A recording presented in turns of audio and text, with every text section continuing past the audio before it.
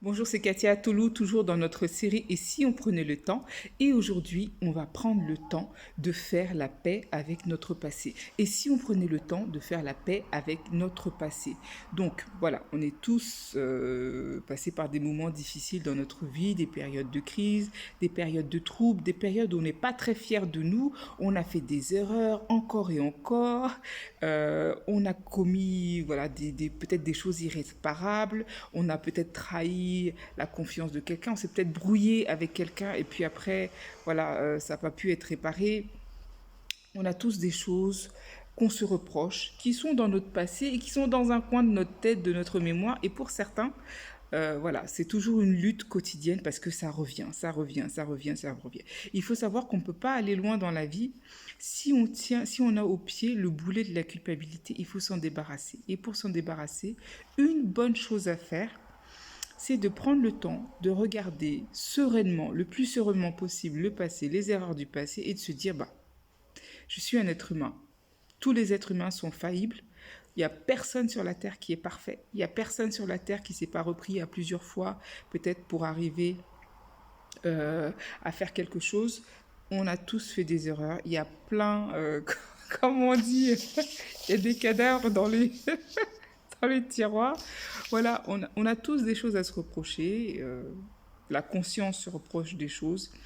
Tout le monde, on est tous passés par là. On est tous faillibles. Tous.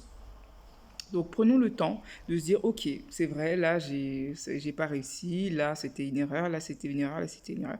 Ok, je reconnais. Bon, maintenant je veux avancer. Donc mon passé, je fais la paix avec toi. Simple. J'ai pas dit que c'était facile, j'ai dit que c'était simple. Faisons la paix avec notre passé. Prenons le temps de se dire, ok, j'ai fait ces erreurs-là, mais je les laisse dans le passé. Ça fait partie de mon expérience. Des fois, on a des expériences douloureuses. Des fois, on a des expériences pour lesquelles on a un peu honte. Mais ça fait partie de notre expérience. Ça fait partie de qui on est, de la personne qu'on est aujourd'hui. Et c'est aussi des fois ce qui nous rend plus forts. Donc, faisons la paix avec notre passé. Disons-nous que cette chose-là, bon, si j'y arrive pas ou si j'arrive pas à arrêter de mentir ou je fais des régimes et puis je m'en sors jamais, je prends toujours 10 kilos à la fin des régimes, donc je perds ma confiance en moi, etc. Peut-être que l'objectif final, peut-être qu'il était trop haut, peut-être qu'on se met un peu trop la pression. Dans ce cas-là, peut-être qu'il faut se faire aider.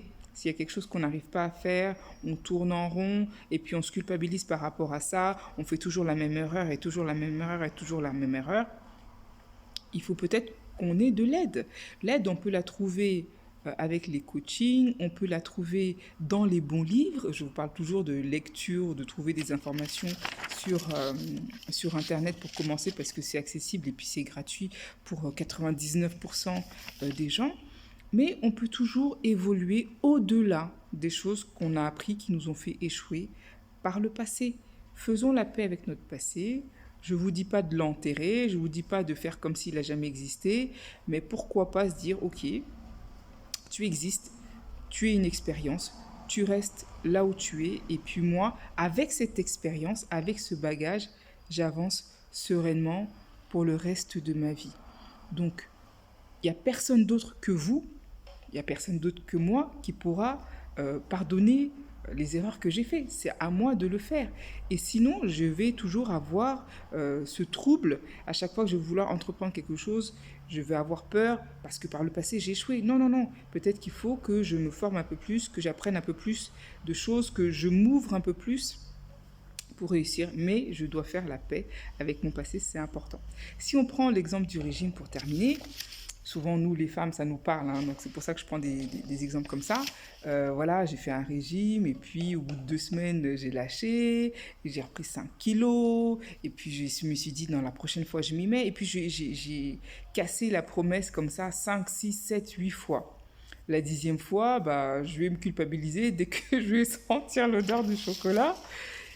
Pourquoi pas changer mes attentes? Au lieu de vouloir perdre 20 kilos, peut-être que je peux commencer par en perdre 2, 3, 5.